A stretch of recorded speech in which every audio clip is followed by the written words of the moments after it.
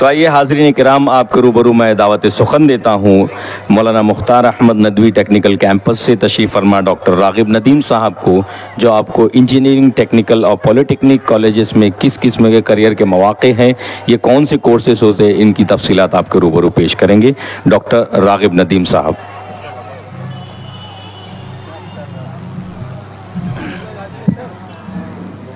अस्सलामु अलैकुम रहमतुल्लाहि व बरकातुहू। डाइस पर मौजूद डिग्नेटरीज़ और हमारे सदर मोहतरम डॉक्टर अकील अहमद शाह साहब, प्रिंसिपल मौलाना मुख्तार नदवी टेक्निकल कैंपस, और हमारे मुअज़्ज़ज़ मुकर्रम और Muazzam futuristic person doctor Ataur Rahman साहब, रिजवान ख़ान साहब और डॉक्टर अशफाक साहब, मेरा पहली मर्तबा इन हजरात से मेरा साबक़ा पड़ा कि मैं इनके रूबरू हूँ और ये हमारे रूबरू, और मुझे इनको सुनने का मौका मिला। ये मेरी सादत उज़्मा और सादत कुबरा है माशाअल्लाह। इन हजरात की काफ़ी फ्यूचरिस्टिक बातें सुन कर के और जो मुस्तक़बिल बनाने के लिए कोशा और साई हैं ये हजरात अपने शहर अज़ीज़ के लिए, मैं इनको तहे दिल से इनका शुक्रिया अदा करता हूँ। और बल्कि यहाँ पर इस कंपाउंड में और इस ग्राउंड में मौजूद सारे वो हजरात जो अपने अपने महव ख़याल में मगन हैं, ज़रा इनको देखें और समझें। अभी शायद ये इनकी बातें अच्छी नहीं लग रही होंगी शायद, लेकिन जब साबका पड़ता है ना, जिन बातों का तज़किरा खैर इन्होंने किया है डॉक्टर अताउर रहमान साहब, तो फिर चिराग से ढूंढेंगे तो भी नहीं मिलने वाला। मैं अपने बस इनकी सारी बातें सुन कर के जो मैं अपने मतलब बातों को मैं करना चाहता हूँ, थोड़ा सा मैं अपनी पस मंज़र, यानी हमारी जो इस्लामिक गोल्डन एरा का पस मंज़र था, उसको थोड़ा सा हमें समझना चाहिए और जानना चाहिए। फिर हम टेक्नोलॉजी की बात करेंगे आपको कि टेक्नोलॉजी कितनी ज़रूरी है। दुनिया में जितनी भी तकनीकी एतबार से आज इर्तिक़ा हो रही है, जितनी भी तरक्यात आप देख रहे हैं, ये सब इनके पीछे किया धरा सब अपना है। लेकिन वजह क्या है कि बहुत अच्छा शेर है कि बहुत गौर से सुन रहा था ज़माना, हम ही सो गए दास्तां कहते कहते। यानी आप देखिए, मेडिकल साइंस की बात की, हमारे साथ चले गए। मेडिकल साइंस में जितने भी आजकल हम पूछते हैं सबसे, मैं जाता हूँ काउंसलिंग में, बच्चों से पूछता हूँ, चाहे वो 11th 12th के हों या 10th के, कि मेडिकल साइंस की सबसे कामयाब तरीन फील्ड कौन सी है। चूँकि मेडिकल साइंस ने कई फील्ड इजाद हो चुके जो पहले नहीं थे। हड्डी टूट गया, ऑर्थोपेडिक डॉक्टर, आँख का डॉक्टर ऑप्थेमोलॉजी, चमड़े का डॉक्टर डर्मेटोलॉजिस्ट, ये सब फील्ड है। इनमें सबसे कामयाब तरीन फील्ड कौन सी है, ये बात गौर करने की। आप गौर करेंगे, एक है नज़ला ज़ुकाम खांसी आया, गए डॉक्टर के पास, दवा राहत मिल गई, तो अगले साल नहीं होगा क्या? फिर होगा, फिर गए, फिर मौसम बदला, फिर गए। तो ये चीज़ होती है ना। ऐसा तो नहीं कि कंप्लीट रिलीफ हो गए कि भाई 5 साल की उम्र में आपको नज़ला ज़ुकाम खांसी हो, उसके बाद साहब 75 साल की उम्र तक हुआ ही नहीं। इट इज़ वेरी इम्पॉसिबल, ये बिल्कुल नामुमकिन है। तो हम गौर करेंगे, सबसे कामयाब तरीन फील्ड सर्जरी है। मिसाल के तौर पे किसी के हाथ टूट गए, तो अब हाथ बनने में, उसके टूटने में, उसकी जो सही होगी तो 6 हफ्ते 8 हफ्ते व्हाटएवर लाइक दैट, कुछ भी लगता है, तो कंप्लीट रिलीफ होता है ना बराबर। ऐसा तो नहीं हाथ उसका हिल ही रहा है भाई साहब, ऐसा तो नहीं होता ना, तो कंप्लीट रिलीफ हो जाता है। हम गौर करेंगे कि सर्जरी जो कामयाब फील्ड है, फादर ऑफ सर्जरी कौन है? फादर ऑफ सर्जरी अल-ज़हरावी है। उनकी किताब अल-किताब अत-तशरीफ है, जो 30 वॉल्यूम में उन्होंने लिखी है। उनके नुस्खे को जो अरबिक में थी, उनको ट्रांसलेट किया गया पहले लैटिन में, फिर उसके बाद इंग्लिश मैन ने उसको इंग्लिश में किया है। 30 वॉल्यूम की किताबें हैं उनकी, और अभी तक उनकी किताबों से ही लोग इस्तिफादा हासिल कर रहे हैं। और जितनी भी इजादात हो रही हैं, हम एक छोटी सी मिसाल आपको देते हैं कि आज के दौर में जो हमारे मस्तूरात हैं, जो भी हमारे माएँ बहनें हैं, आजकल देखिए कॉस्मेटिक्स का ज़माना है, हर चीज़ अपडेट हो रही है। नहीं, ये जो cosmetics foundation something like that, जो भी चीज़ पैदा हो रही है आजकल, देखिए श्रृंगार के सामान जितने आ रहे हैं, आपको अंदाज़ा भी है कि ये जो चीज़ लाई इन्होंने, अल ज़हरावी ने पूरा एक बाब कायम किया अल-ज़ीनत के नाम से अपनी किताब में, और उन्होंने वहां पे आइडिया दिया क्ले मास्क का, जो आज यूज करते हैं, चिकनी मिट्टी औरतें लगा लेती हैं अपने चेहरे को खूबसूरत बनाने के लिए, वो क्ले मास्क का आइडिया उनका दिया हुआ है।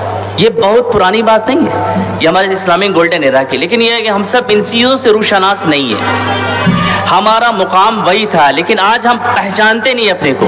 ये हमारे मुअज़्ज़ज़ जो हजरात थे ये पहचानने की कोशिश कर रहे हैं, माशाल्लाह अपने मैदान में सरगर्म है।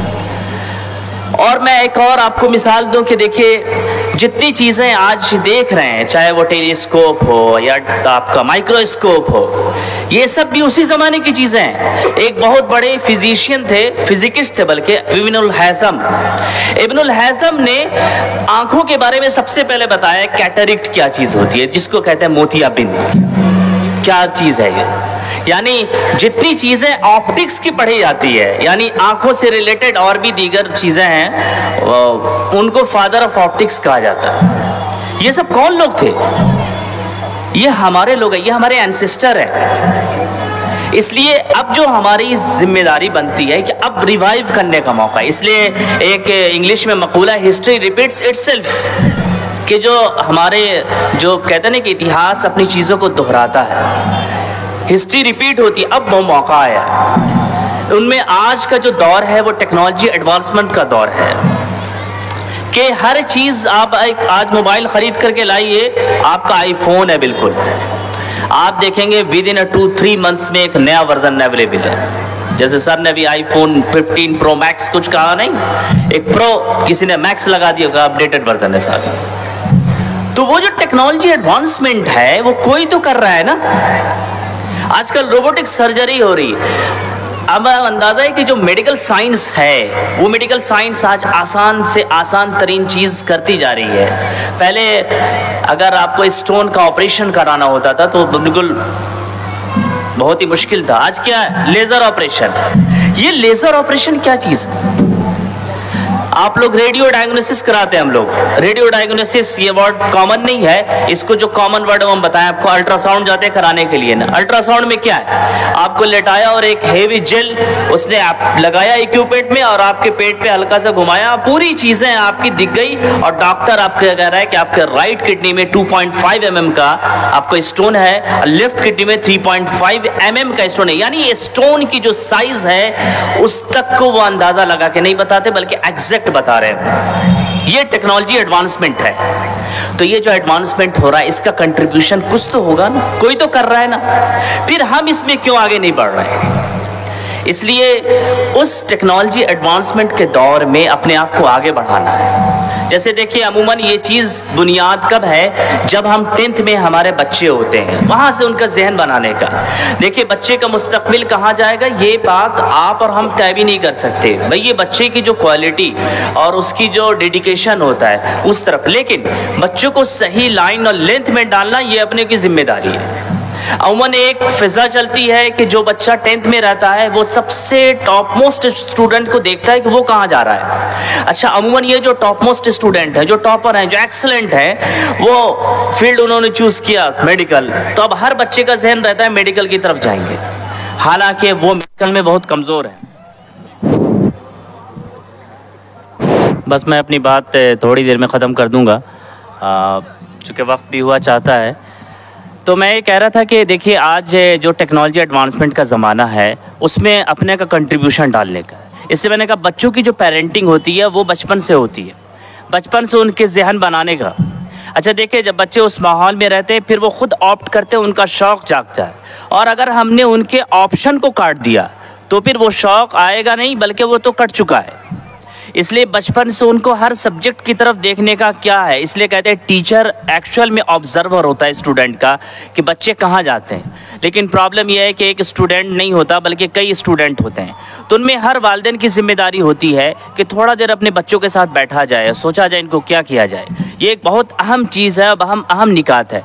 ये जो सारे हमारे मुअज़्ज़ज़ जो हमारे मुक़र्रिर थे इन्होंने सारी बातें कही, वो देखें इनकी फ़िक्रें हैं। इसी तरीके से हम देखें, अगर आपने 12th क्लास में सिर्फ बायो पढ़ाया और मैथमेटिक्स छोड़ा दिया आपने, तो खुदा न खास्ता उसका कहीं नहीं हुआ, तो अल्टीमेटली वो बेचारा हैंडीकैप हो गया, माजूर है, वो फिर इंजीनियरिंग की फील्ड की तरफ जाने के लिए जाएगा। हमारे यहाँ आते हैं लोग मंसूरा इंजीनियरिंग कॉलेज के अंदर बायोलॉजी पढ़ करके, तो उनकी मैथमेटिक्स कमज़ोर होती है, तो उस तरह से वो ग्रो नहीं कर पाते, वो उतनी उनके अंदर चीज़ें डेवलप नहीं हो पाती। इसलिए हम सबसे कहते हैं कि देखो मैथ्स के साथ बायोलॉजी रखो। अच्छा, मैथमेटिक्स रखेंगे दिमाग शार्प होगा। मैं एक मिसाल देता हूँ, आप जाइए शॉप पर, एक माँ अपने बेटे के साथ जाती है और दुकानदार ने, किराने की दुकान वालों ने उसे 2 किलो शक्कर, 3 किलो चावल, 4 किलो दाल दिया और कहा कि 42, 84 या 86 रुपये हुए, टोटल कितना हुआ। उनकी वालदा ने झट से कैलकुलेट करके पैसा दे दिया, लेकिन बेटा कैलकुलेटर निकाला है कैलकुलेट करने के लिए। क्यों? क्योंकि वो दिमाग नहीं चला रहा है, कैलकुलेशन बहुत वीक है। इसलिए हम बच्चों से थोड़ा ही बात पे कहते हैं कि देखो मैथमेटिक्स में सबसे इंपॉर्टेंट पार्ट क्या है, कैलकुलेशन। इसी तरह हम उनसे पूछते हैं कि फिजिक्स में सबसे इंपॉर्टेंट पार्ट क्या है, कि सोचना। अब माँ अगर बच्चों से पूछे कि सीटी कुकर में क्यों आ रही है, लॉजिक है ना इसके पीछे, वजह पढ़ के आ रहे हो तुम, क्यों आ रही, ये पढ़ाया जाता है बच्चों को, क्यों आ रही है। प्रेशर कुकर इसका नाम क्यों है, ये बच्चों का जहन बनाना इस तरह से ताकि बच्चे कुछ सीख रहे हों। इसलिए हमारे कहते हैं कि भाई देखो जब मैथ्स रखोगे तो चीज़ें डेवलप होती है, वो कैलकुलेटिव माइंड बनता है फिर आदमी का। चाहे बिजनेस करें आप, कोई सी चीज़ का सेटअप डालें, अगर कैलकुलेटिव माइंड नहीं है, जैसे सर ने भी कहा कि हम पैसे की बात करते हैं, तो मीन्स कैलकुलेशन आपका होना चाहिए कि सेटअप का इतना स्टार्टअप है, इतना अमाउंट इन्वेस्ट कर रहे हैं, इसका रिटर्न क्या आएगा हमारे पास, ये कैलकुलेटिव माइंड डेवलप कैसे होगा। सर ने सिविल इंजीनियरिंग की बात करी, सिविल सर्विसेज में आज के डेट में आप गूगल करके देख ली, 64% are engineers. Firstly they are qualified engineering, then they have qualified the IAS and IPS, IRS, IFS officer. इन सब की पहली बुनियाद इंजीनियरिंग थी, क्योंकि इंजीनियरिंग फील्ड इंसान के दिमाग को इग्नाइट करता है, एक ज्वाला पैदा करता है, एक जोश और वलवला पैदा करता है। क्योंकि हम अपने ये मंसूरा इंजीनियरिंग कॉलेज का स्टॉल 19 नंबर लगा हुआ है, इस इंजीनियरिंग कॉलेज में हमारे यहाँ बच्चे आज के डेट में, हम बताएं आपको, ये इदारा कोई ज़्यादा पुराना नहीं है, 2012 में इस्टेब्लिश हुआ हमारा इदारा। लेकिन आज के डेट में बताऊं, बच्चे लंदन यूनिवर्सिटी में बच्चे पढ़ रहे हैं, हमारे यहाँ मास्टर्स कर रहे हैं। चाइना में इस साल गई है बच्चियां, गई है पढ़ने के लिए, मास्टर्स करने के लिए। सऊदी अरब में जॉब करने गए, ऐसा नहीं है बच्चे नहीं जा रहे। जब बच्चों की तालीम होती है तो जाते हैं। मैं एक मिसाल देता हूँ, पिछले साल मैं फर्स्ट ईयर डिप्लोमा इंजीनियरिंग के बच्चों को हम पढ़ाए, फर्स्ट ईयर, वो लड़का 12th साइंस करके आया था, और वो हमारे यहाँ जो तालीमी मेयार है बहुत ही थोड़ा स्ट्रिक्ट रखते हैं। अगर यहाँ पे कैंपस में जो लोग मौजूद हैं यहाँ पर कंपाउंड में, वो जानते होंगे कि उनके रिजल्ट्स, उनके अटेंडेंस बहुत अच्छी खासी मॉनिटरिंग करते हैं। तो वो मुश्किल था और वो चला गया छोड़ करके पुणे यूनिवर्सिटी के किसी और कॉलेज में, पुणे में उसने एडमिशन लिया, आके मुझसे मिला भी आया था 2 महीना पहले। तो हमने उससे पूछा कि तुमने इस 2 महीने में फर्स्ट इंजीनियरिंग में क्या सीखा, तुम किसी टीचर का नाम बताओ। वो नहीं बता पाया। मैंने कहा देखो चीज़ें हर जगह मिल जाती हैं, तुम्हें डिग्री मिल जाएगी। सर ने कहा कि हमारे पास एक लॉट है जो पास होकर के आ रही है, लेकिन दे डजंट हैव एनी नॉलेज, कोई नॉलेज नहीं उनके पास है। लेकिन हमारे यहाँ जो बच्चे मेहनत करके जाते हैं कहीं ना कहीं प्लेस हो रहे हैं, वो जा रहे हैं, लेकिन एक वक्त लगता है। सर ने कहा कि हमारे यहाँ पास होने की तादाद इतनी बहुत ज़्यादा है, पास हुए लोग हैं, लेकिन उनके अंदर इस तरह की क्वालिटी पैदा कराना ज़रूरी है। तो अल्हम्दुलिल्लाह मंसूरा इंजीनियरिंग कॉलेज इस एतबार से थोड़ा सा नहीं बल्कि बहुत हद तक, और सबसे इम्पॉर्टेंट बात कि किसी भी इदारे की खुसूसियत उसके असातिज़े से होती है। हमारे यहाँ असातिज़ा मैं बताऊँ 14 PhD सेंट्रल यूनिवर्सिटी के पास आउट लोग पढ़ा रहे हैं। तो एक ताल्लुक़ से हम देखें कि और जितने रिमेनिंग असातिज़ा थे जब हम 2021 में आए थे वो सब नॉन PhD थे। आज अल्हम्दुलिल्लाह जो एक इंट्रैक्शन हुआ टीचर का टीचर से, 16 ऐसे हमारे असातिज़ा PhD में एनरोल्ड हो गए। ये देख करके हमको हायर एजुकेशन में जाना है। और मैं अब दूसरी बात ख़त्म करूँ अपनी कह के कि देखिए हायर एजुकेशन, जैसे सर ने कहा कि हम नेट क्वालिफाई कर लेंगे, क्या होगा, वही सर बताना चाह रहे हैं कि एक मकसद है, एक विज़न है।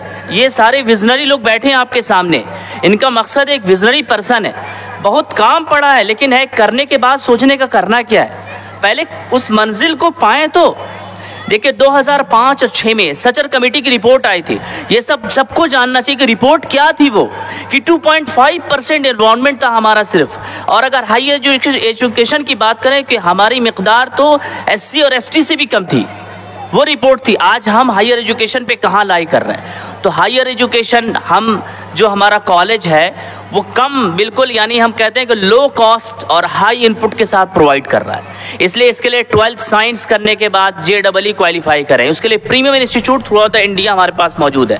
IIT बॉम्बे जैसे आप जानते हैं ना, ऐसे IIT पूरे हिंदुस्तान के अंदर हर बड़े शहर में इन्होंने इस्टेब्लिश किया है। और आपको बताया आज कंप्यूटर का ज़माना है, कंप्यूटर इंजीनियरिंग के लिए स्पेशली पूरे हिंदुस्तान में IIIT के नाम से इन्होंने इंस्टीट्यूट इस्टेब्लिश किया है। और आपको मैं एक ताज्जुब खेज बात बताऊं, 2 फील्ड है कंप्यूटर इंजीनियरिंग में। एक तो फील्ड जो कंपनी की तरफ लोग जाते हैं और पैसे कमाते हैं, दूसरा फील्ड रिसर्च का है। इस रिसर्च में खुद गवर्नमेंट उनको स्कॉलरशिप देती है और फ्री एजुकेशन प्रोवाइड करती है। बस आपको क्या क्वालिफाई करना है? गेट क्वालिफाई करना है। अगर आप गेट क्वालिफाई करके पहुंचते हैं तो आपको गवर्नमेंट फेलोशिप देती है। सर जो 32 लाख बता रहे हैं ना, वहां पे इससे ज्यादा अमाउंट गवर्नमेंट सर्व कर रही है कंप्यूटर एडवांसमेंट में, रोबोटिक्स को अपडेट करने में। तो भाई वो काम कोई तो करेगा ना, वो कौन करेगा? हम और आप मिलके करेंगे, हमारे बच्चे करेंगे, हमारे मुस्तकबिल के जो बच्चे इनको इनसे करवाना है। तो थोड़ा ये अपने अंदर पैदा करने का। माशाल्लाह इसी ताल्लुक़ से देखिए हमारा इदारा आपके शहर अजीज़ में खिदमात को अंजाम दे रहा है। लोग इंतफ़ा उठा रहे हैं और अल्हम्दुलिल्लाह आगे भी उठाते रहेंगे। इन्हीं बातों के साथ मैं अपनी बात ख़त्म करता हूँ। बात तो बहुत कहने की है जो मैं शुरू की थी, लेकिन वक्त कम है और भी हमारे स्पीकर हज़रात हैं वो बात करेंगे। जज़ाकल्लाह खैर, बहुत बहुत शुक्रिया। बहुत बहुत शुक्रिया डॉक्टर साहब। अगर आपने अभी तक हमारा चैनल सब्सक्राइब नहीं किया तो हमारे चैनल को सब्सक्राइब